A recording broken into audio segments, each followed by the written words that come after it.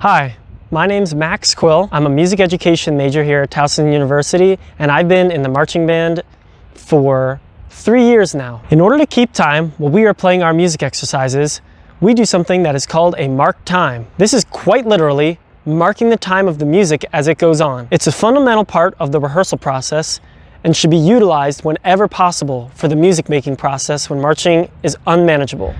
Start with the best posture possible. After a predetermined amount of clicks, in this instance 8 clicks, the mark time will begin. Take a look at these 8 steps marking time. As you can see, the movement actually begins before the first count of the marked time. This is because there needs to be some level of engagement before the first step actually happens. On the beat before the pickup note, begin the motion with your left foot so that your foot looks like this at the beginning of the first beat. Notice how the toes go from pointing away from the body and now they are in line with each other. When the mark time comes to a halt, point your toes outward in the previously described 90 degrees.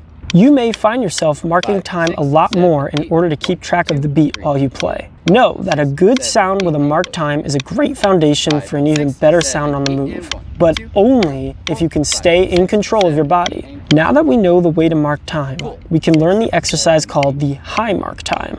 We use this exercise as a way to achieve unity in foot timing and motion, control the core of the body, and become cognizant of the shape of the leg. Lift the heel up on count 1. Motion continues throughout the entire beat to the beginning of beat 2, when the entire foot is lifted off the ground. From the start of count 2 through the end of count 4, the foot rises up to meet the knee. The peak of the motion is at the very start of count 1 of the next bar. The arch of the foot tucks next to the knee and the toes point directly toward the ground.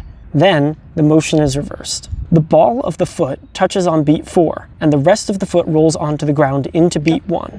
4 steps are done in this 8 count span. Then, the steps are done in time for 8 counts.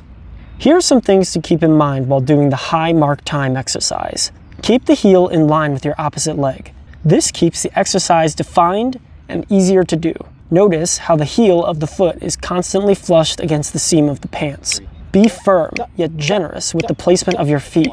Remember that being too hard with your steps can cause physical discomfort or damage. Try to keep your knees as forward as possible, unless this exercise is being worked on a slide. Though, the best way to work on this exercise and the proper way to introduce it is to do it straight forward. Use the wall to help with balance.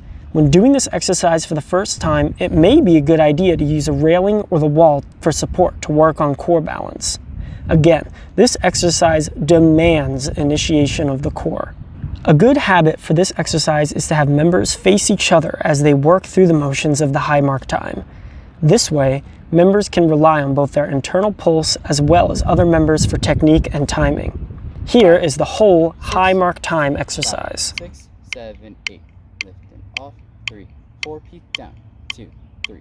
Touch, roll, lift and off. 3, 4. Peak down. 2, 3. Touch, roll, lift and off. 3, 4. Peak down. 2, 3. Touch, roll, lift and off. 3, 4. Duck, duck, duck, duck.